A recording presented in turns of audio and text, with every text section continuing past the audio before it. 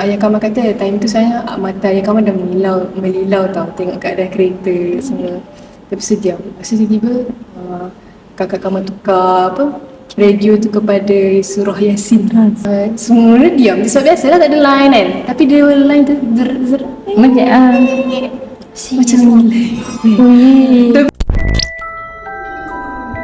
Why do you seem so scared?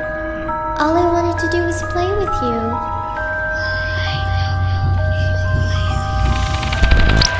You're not afraid of the dark, are you?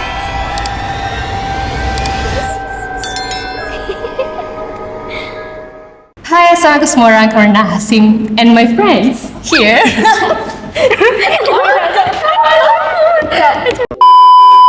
I hope you are in a good mood today because it's a good day to have a good day. So hari ni lain sikit sebab kita orang sebenarnya baru habis kelas tau. Kelas daripada pukul 8 sampai petang kejap lagi. So sekarang ni macam ada gap pukul 12 sampai 2 macam tu. Terfikir ada pula dekat UiTM Macang kan. Kelas pun kita je. So hari ni kawan nak buat reaction dengan korang tau. Okay. Reaction apa korang tak tahu lagi kan? Tak tahu. Okay, jom kita tengok dia. Tajuk dia ni dekat top 5 Malaysia punya channel. Biasa top 5 Malaysia ni dia suka buat macam 5 tempat yang paling berhantu macam tu lah. So daripada 5 sampai nombor 1. Okay, so kawan pilih 5 jalan paling keras di Malaysia. Wow. Jalan. Okay. So kalau ada antara jalan yang korang tahu, boleh bagi tahu. So, tak buang masa. Jom kita start.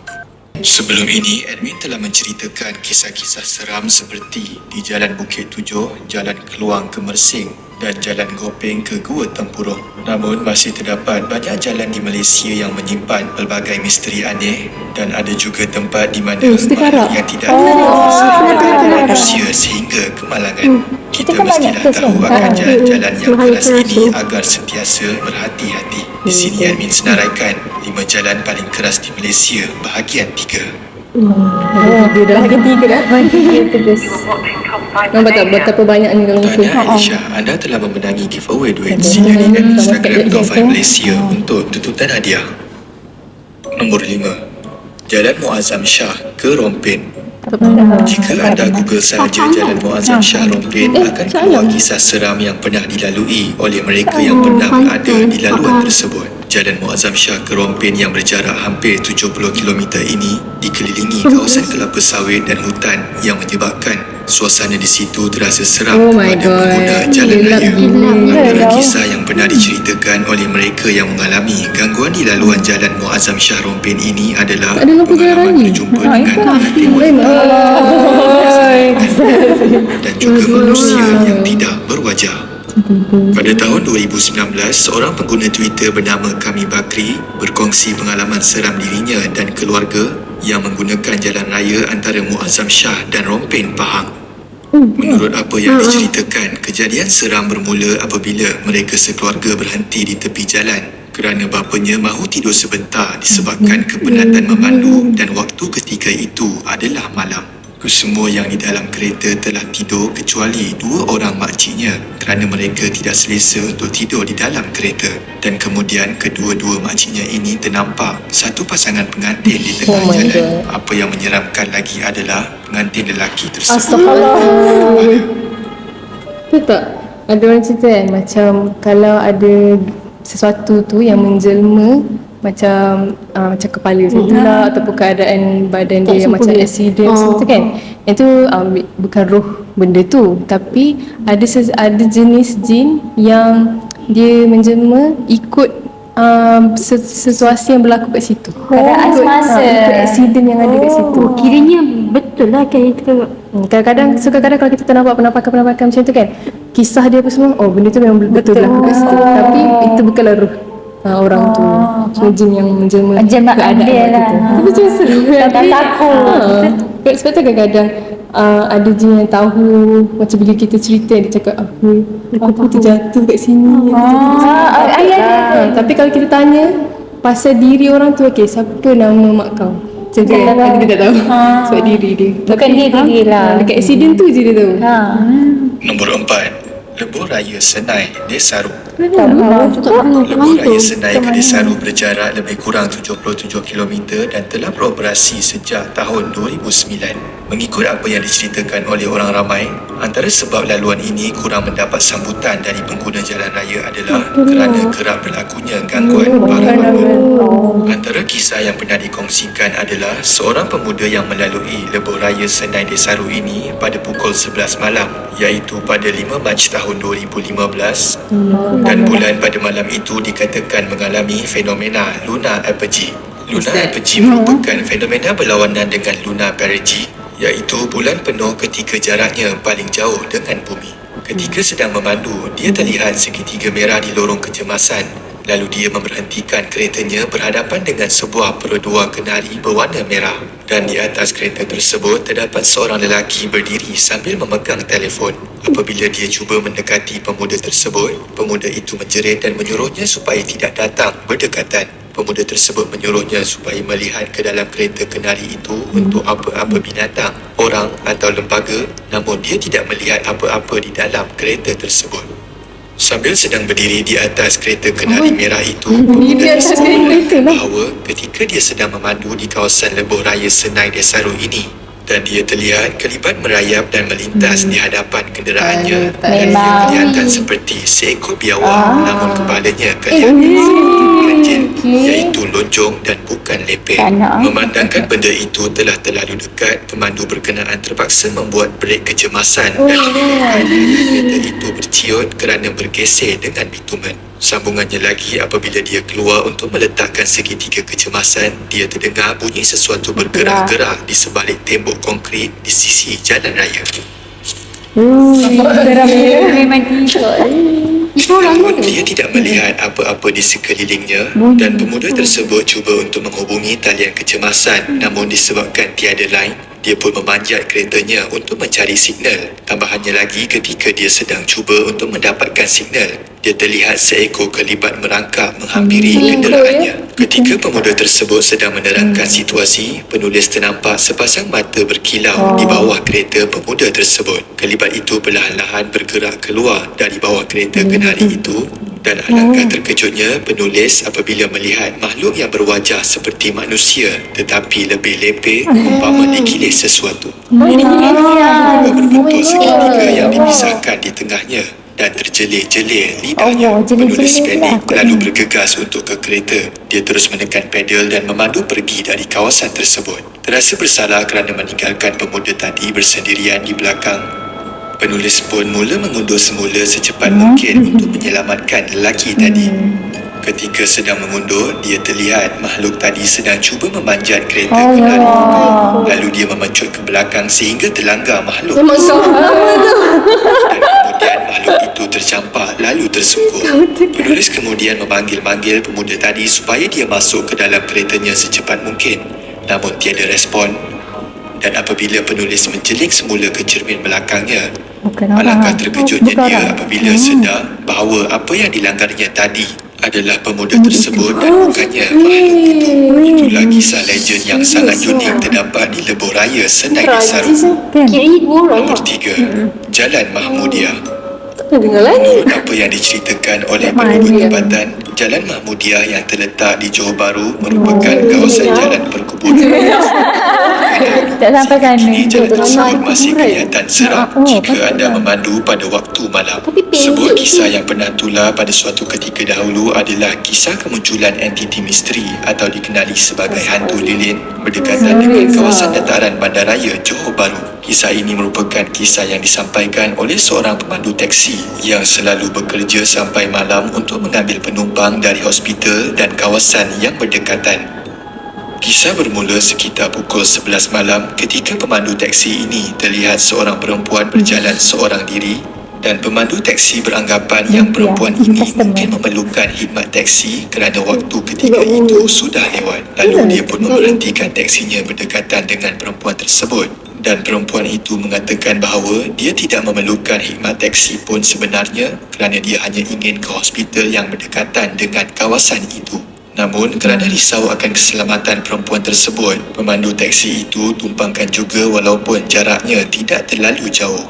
Masuk sahaja ke dalam teksi, perempuan itu meminta pemandu mematikan airconnya kerana dia lebih suka menikmati suasana angin malam di luar. Dia berkata angin malam lebih segar, lebih sejuk dan lebih nyaman. Beberapa ketika kemudian, perempuan tersebut berkata dia lebih suka menaiki motor. Sekali lagi, sepatutnya dia diambil oleh boyfriendnya untuk ke hospital. Namun kali ini, boyfriendnya tidak muncul-muncul. Kali ini mereka sedang melalui kawasan perkuburan dan pemandu teksi itu meremang.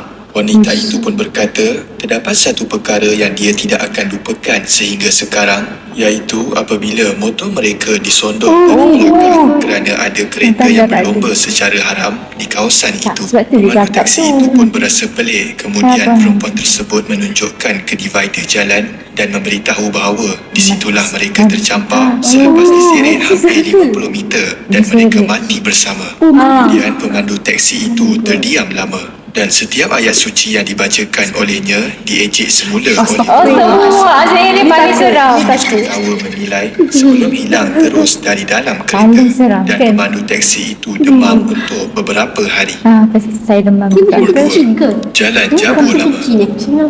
Seperti yang kita tahu, ada di antara kita manusia dianugerahkan oleh Tuhan untuk melihat perkara gaib atau erti kata lain, seorang yang dibuka hijab. Terdapat seorang pemandu yang mempunyai anugerah ini dan pernah berkongsi pengalaman seramnya ketika melalui Jalan Jabur Lama yang terletak di Kuantan. Kisah ini berlaku pada waktu malam ketika pemuda ini sedang memandu bersama isterinya, kakak ipar dan 2 orang anak saudaranya yang tidur lena di dalam kereta, dan ketika itu sedang hujan. Ketika memandu, pemuda itu mengatakan bahawa sunyi macam ni takkan kau tak nak muncul.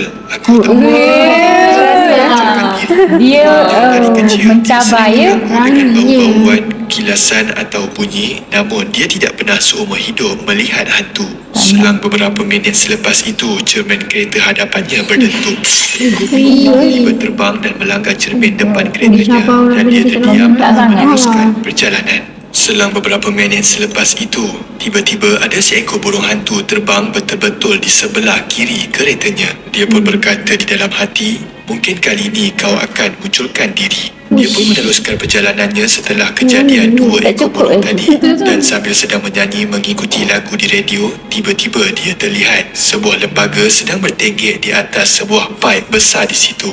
Dia pun menaikkan lampu tingginya untuk melihat dengan lebih jelas dan terlihat lembaga itu berbulu. Badannya besar, mungkin 2 kali badan Orang kata manusia apa biasa. bulu ni, Matanya antara buyung dia. dan rupanya amat-amat hodoh dan tidak dapat disamakan dengan rupa manusia Orang langsung. kata Muslim bulu-bulu. Nombor 1. Jalan Kuala Selangor. Bukan di antara jalan yang sering digunakan oleh mereka yang menetap di Selangor dan memang terdapat banyak tempat-tempat menarik di kawasan Kuala Selangor yang menyebabkan ramai juga pengunjung yang sering berkunjung ke sini. Terdapat sebuah cerita seram berkaitan Jalan Kuala Selangor ini pernah dikongsikan oleh Pika Storyteller di YouTube, dan kisah ini merupakan pengalaman sebenar sepasang suami isteri dan adik kepada isteri tersebut yang tersesat di perkampungan Bunian di Jalan Kuala Selangor. Nama samaran yang digunakan untuk kisah ini ialah Wan, iaitu suami, Wawa si isteri, dan juga adik yang merupakan adik kepada si isteri tersebut. Kisah ini terjadi apabila Wan, Wawa dan adik mengikuti keluarga mereka untuk ke rumah makcik saudara di Kuala Selangor, dan disebabkan terasa bosan, mereka ingin pergi ke pusat karaoke yang terletak di Pekan Kuala Selangor. Setiba sahaja di lokasi, mengikut Google Maps, mereka berasa pelik kerana lokasi tersebut menunjukkan kawasan hutan yang sangat gelap, dan mereka berasa pelik dan beranggapan bahawa mungkin tiada line. Dalam mereka sedang meneruskan perjalanan untuk mendapatkan signal, mereka tiba-tiba terlihat sebuah jambatan yang mempunyai papan tanda selamat datang dalam tulisan Jawi. Di seberang jambatan tersebut, mereka terlihat suasana yang sangat meriah dengan ramai orang yang mengenakan pakaian tradisional zaman dahulu. Mereka pun melintasi jambatan tersebut untuk melihat dengan lebih jelas, dan dilihat suasana yang seakan-akan terdapat kenduri kahwin di situ. Makin lama jalan yang dilalui mereka itu semakin sempit, dan ketika sedang memandu, Wan terlihat seorang perempuan berambut panjang sedang duduk di sebelah adik di belakang. Tersebut dikatakan tidak mempunyai muka. Wan merasakan bahawa mungkin dia seorang sahaja yang melihat wanita tersebut kerana adik yang di belakang itu kelihatan tenang dan seakan-akan tidak nampak pun wanita di sebelahnya. Wan juga menambah bahawa panjang mereka sedang cuba untuk keluar dari kawasan tersebut, dia dapat melihat sesuatu yang berkain putih dan berambut panjang tetap mengikuti kereta mereka. Sewaktu perjalanan, mereka tiba-tiba terlihat seorang pakcik di bahu jalan yang menyuruh mereka untuk memberhentikan kereta. Rupa-rupanya pakcik yang dilihat tersebut merupakan pakcik kepada Wawa dan adik. Mereka menerangkan kepada pakcik tersebut yang mereka sesat ketika ingin menuju ke pusat karaoke di Pekan, dan kerana serit dan ketakutan, mereka pun pulang ke rumah makcik saudara tadi dengan pertolongan pakcik itu. Itulah antara kisah seram di Kuala Selangor. Untuk mendengar kisah penuh boleh ke channel Pika Storyteller. Itu sahaja video pada hari ini. Jom. Kalau bunyi ni kan dia dibagikan, maksudnya dia izinkan kan? Izinkan apa? Bagi masuk ha. Kadang-kadang ada yang Mostly lah termasuk. kita tak tahu pun, tapi nampak macam ada jalan ni. So kita masuk Pasal je apa lah. Dunia lain. Itulah yang ikhtiar yang Macam acap kan. Dia sama ada boleh keluar atau tak je kan. Macam Tapi kalau di sana pun tak pokok dia. Tak bukan dia maksudnya macam kalau tak boleh keluar pun macam Okey, orang cuma dia okey family kan. lah. Family je lah kesian. kehilangan lah. Kehidupan kita sebenar macam mana. Mm-mm. Lepas tu jalinkan hubungan dengan jin pun terlarang kan. Mesti dengan jin. ada. Betul. Tak boleh. Tapi dia orang mostly yang ada berkenan dekat kita. Ada. Oh, lepas tu kalau syurga dia kahwin kan. Dia kahwin macam mana? Tak. Terlarang lah maksudnya tu. Bukan maksudnya macam dia akan sampai bila-bila macam tu. Anak pun Yes. boleh produce. Tak, dia ada family lah dekat sana. Cuma rasa lebih Islami sebab nampak macam berjawi-jawi. Semua dia orang jin kan. Islam kan. Nampak macam tu lah. Macam martabat diorang tu lain sikit. Dunia Tapi selalunya macam hiking kan. hiking. Ni dalam kereta pun aku masuk je risau. Yang tu risau. Kan? Sebab waist tu kalau dia macam terpesong masuk. Masuk. Korang pernah tak macam ada pengalaman seram dekat jalan raya? So far tak ada. Alright tak. So far tak ada sebab tidur je. Kawan pernah dulu satu family perjalanan nak balik kampung kat Melaka. Lepas tu kita selalu Melaka, kalau dulu Melaka tu macam paling jauh lah. Sekarang Kelantan lagi jauh. Memang Melaka dekat Melaka saya dekat 2-3 jam sampai dah. Lepas tu, tapi waktu tu rasa macam lama sebab balik kampung. Lepas tu nak jadikan cerita, kita tukar lampu merah. Lepas tu waktu tu zaman-zaman ayah Kamal kena sihir. Sihir yang berlarutan lah. So macam efek dia tu, benda tu efek dia lama. Kadang-kadang kita orang kena ganggu, tak tahu mana satu. Sebab banyak orang yang hantar berlainan atas sebab-sebab yang berlainan. Masa tu lah, macam ada yang dari kampung, ada yang dari tempat kerja, macam tu. So dia ikut KL. Ya tu. Mereka nak cakap apa, tapi Melaka antara yang kuat jugalah. Ia dari sana ke? Dari Melaka tu? Lepas tu satu hari ni kita nak balik raya. Lepas tu malam-malam betul lah, sebab ayah Kamal baru habis kerja kan. Lepas tu dia macam satu dugaan kena. Mula kita jalan, lepas tu tayar pecah. Macam terlanggar macam tu. Apa tu? Terlanggar apa tu? Lepas tu semua orang berhenti tepi.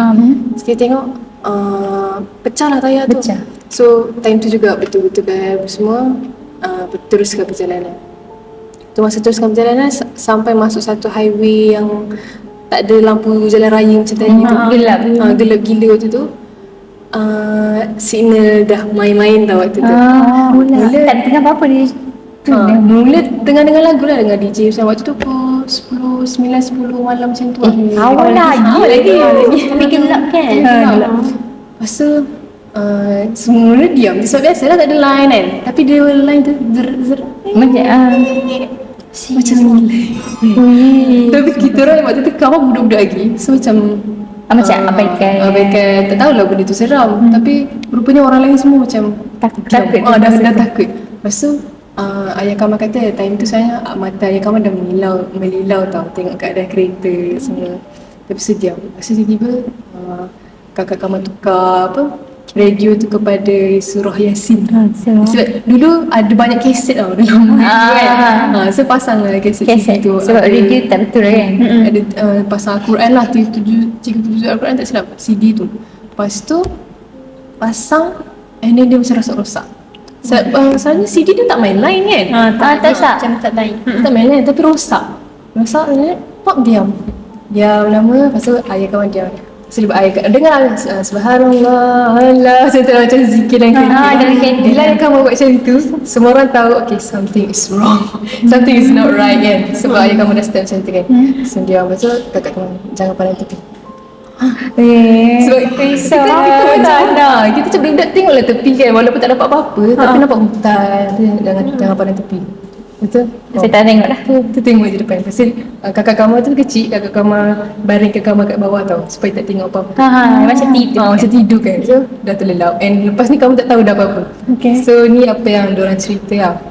Lepas tu ayah kamu pusing kereta balik Melaka tempat dia kan. So dia dah tahulah jalan kat mana kan. Lepas tu pusing-pusing Ish macam tu tau. Macam tak jumpa jalan. Lepas tu diorang ayah kamu dengan mak kamu macam tengah berdialog berdua je kat depan tau. Kita pun tak tahu, Tak dengar salah lah. faham kan. Lepas tu cuba lalu sini balik. Macam tu. Tempat sama. Dia macam Rupanya pusing tempat yang sama. Ada Apa ni yang tolong baca baca sekali. Lepas tu masa-masa dah tukar mak kami baca dalam kereta. Nampak mudah sikit lah. Mudah kan. Lepas tu dah pusing-pusing sampai jumpa masjid. Masjid tu memang masjid yang kalau kita nampak masjid dah sampai. Masjid tu dekat dengan pantai tau. Lepas tu alhamdulillah sampai masjid apa semua. Lepas tu sampai dekat rumah tu tak tahu apa. 12 malam. 2 jam. Lama gila. 2 jam.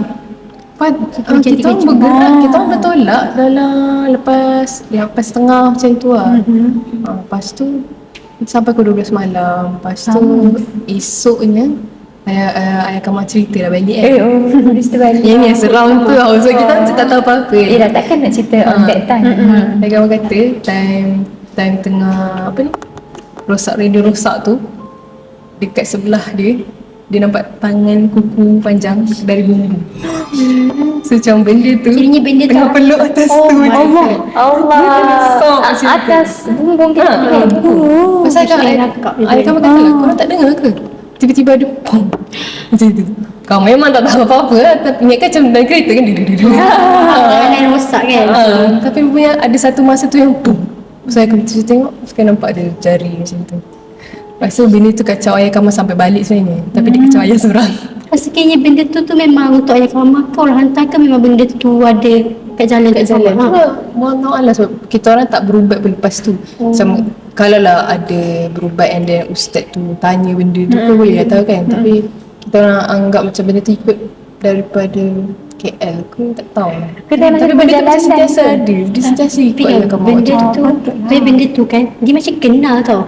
Faham tak? Dia macam ada orang hantar kat kita kan. Tapi benda tu akan orang benda tu yang kat lain dia akan tahu kan. Faham tak? Dia macam lah member dia. Member dia macam member aku kat dalam tu. Dia tu. Tak tahu lah. Tapi macam terfikir Macam logik. macam biasanya kalau yang orang yang dah masuk benda tu orang hantar dia akan macam ada lubang kan ni macam dalam badan kita Senang nak kena masuk tapi nak buat dia tu macam mana benda tu Lepas tu malam tu ayah kamu kena kacau benda tu. Benda tu sosok dia macam perempuan putih tu, rambut panjang semua, and then jilat kepala ayah kamu malam tu. Astaghfirullahalazim. Macam tu. Malam dalam kereta tu. Malam pada kita dah balik, kita dah sampai kan. Macam kacau lagi kan. Kacau lagi. So sebenarnya ayah kamu malam tu penat gila lah.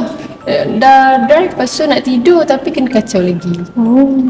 Esok pagi tu baru. orang hantar pun macam sakit macam tu Tak tahu lah, tapi rasa macam benda tu memang ada dekat ayah kamu. Dia macam mengikut. Lepas tu kalau kita orang setiap kali pergi tempat baru, mesti ayah kamu yang akan kena. dia Kat macam rumah sebab kamu tu pun kena tau. dah ada macam lubang Rumah sini tu. Hari tu kan kamu bawa mak ayah kamu kan. Oh, dia tu rumah. Lepas tu kita macam Kawan saya terfikir sebab selalu sangat. Tapi macam aku tak ada apa-apa kot. Sekali day one, malam pertama kan, okay, tak dengar apa-apa. Kamu tak cerita lagi Tak, yang tu tak. Jadi Masa rumah sewa sekarang. masa nak Halis balik. cakap parents datang je. Lepas tu yang Mak Kamal stay 2 malam. Sekali malam kedua tu kami tidur lambat, pukul 4 pagi macam tu lah. Lepas tu perasan lah ayah Kamal macam tak boleh tidur. Dia macam bangun, lepas tu dia sandar dekat dinding. Lepas tu dia tidur sebab dia macam ada kencing manis kan. So macam ada sakit-sakit lah malam tu. Sekali tiba-tiba kamu tengah main phone, baring-baring nak terlelap, sempat terlelap macam yes aku boleh terlelap macam tu kan. Sekali tiba ayah Kamal, siapa? Kenapa? Lepas tu macam mengigau kan. Kita takut mengigau ke apa? Tak, ayah kamu nampak kamu yang bangun. Siapa kejut ayah tadi?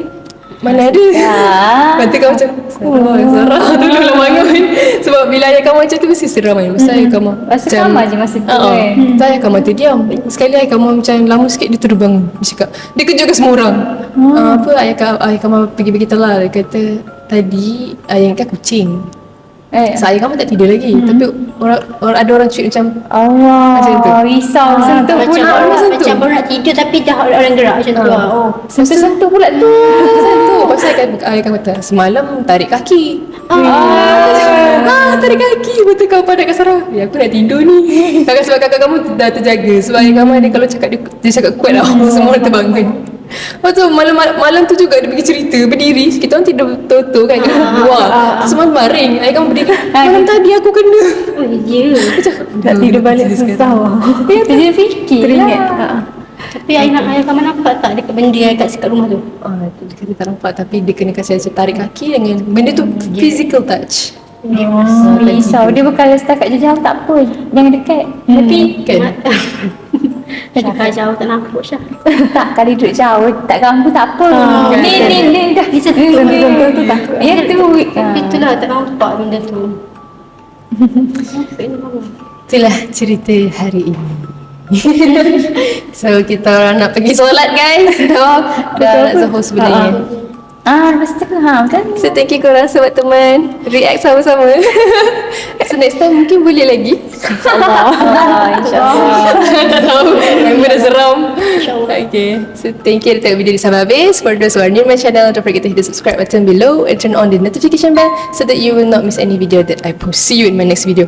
Bye-bye. Bye.